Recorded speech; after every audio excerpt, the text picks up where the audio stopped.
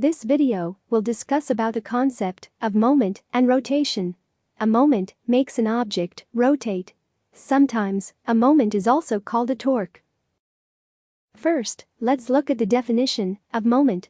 Moment of a force about a point is equal to the force times the perpendicular distance from the point. Moment is a vector. We need to identify the direction of moment, which could be either clockwise or anti-clockwise. Moment calculation. Let's use a simple example to explain it. Here is a beam with 4 meters long. We mark 5 points on it. Each point is 1 meter away from others. If a 10 Newton upward force act at point E, then the perpendicular distance from point A to the force is 3 meter. So, the moment ma will be 30 Newton meter. Now, you need to determine the moment direction relative to point A. You can see the force will try to make the beam rotate anti-clockwise. Therefore, the moment ma is anti-clockwise. Similarly, for point C, the perpendicular distance from point C to the force is 1 meter. So, the moment mc will be 10 Newton meter. When you check the moment direction, you can see the force will try to make the beam rotate anti-clockwise too. So, the moment mc is also anti-clockwise. For point E, the perpendicular distance is 1 meter. So, the moment is also 10 Newton meter. While the force will cause a clockwise rotation about point E. So, the moment me is clockwise.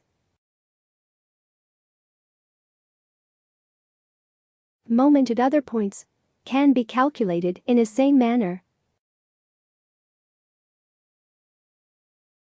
The key step for calculating moment is to find the perpendicular distance from the point to the line of the applied force.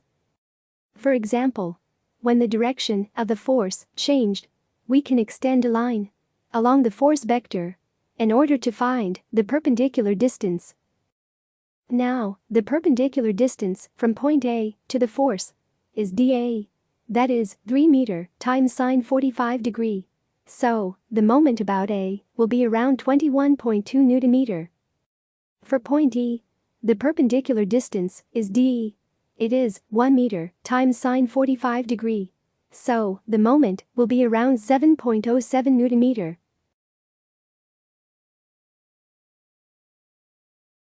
Calculating sum of moments about a point. It is easy to calculate the moment, even there are 2 or more forces acting on the object. Let's look at the following example. When there is a second force acting on point B, we just need to extend along the force vector to find the perpendicular distance. Now, at point A, the perpendicular distance to blue force is dA1. The perpendicular distance to red force is dA2. Then, we need to identify which force will cause anti-clockwise rotation or clockwise rotation about A. Since both forces cause anti-clockwise rotation about point A, and assuming that anti-clockwise moment as positive, the moment due to the blue force will be 10 times dA1. The moment due to the red force will also be positive, that is 10 times dA2. Then, just add them together.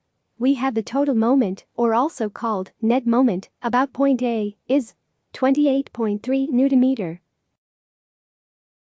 Now, we look at point C. The perpendicular distance to blue force is dC1. The perpendicular distance to red force is dC2. The red force will cause anti-clockwise rotation, but the blue force will cause clockwise rotation. The moment due to the blue force will be 10 times dC1, positive, but the moment due to the red force will be negative 10 times dC2.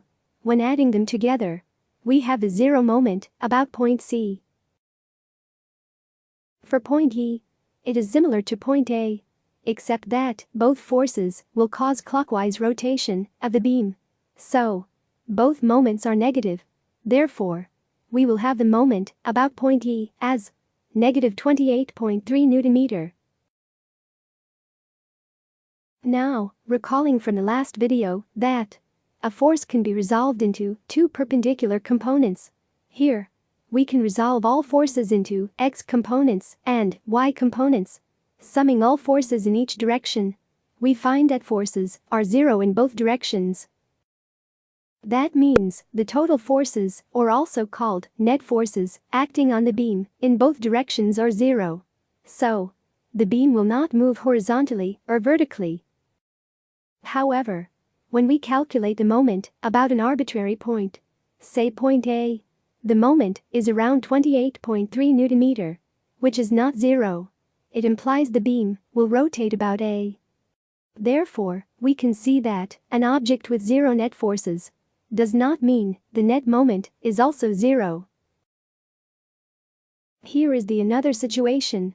This beam has non-zero net force in the horizontal direction, but the moment about every point is zero. Therefore, we can see that an object with zero net moment does not mean the net force is also zero. Sum of forces and moments on an object. 4 different situations. In general, we can summarize 4 different situations in this table. First, an object with non-zero net force, but zero moment about every point. Second, an object with non-zero net force and non-zero moment about some points.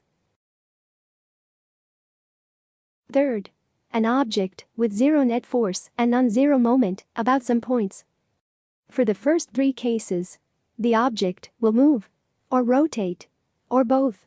The final situation is that when an object has zero net force and zero moment about any point, then the object is in absolute equilibrium.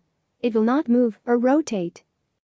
Only an object that has zero net force and zero net moment is really in equilibrium. You will learn more about equilibrium conditions in the lecture.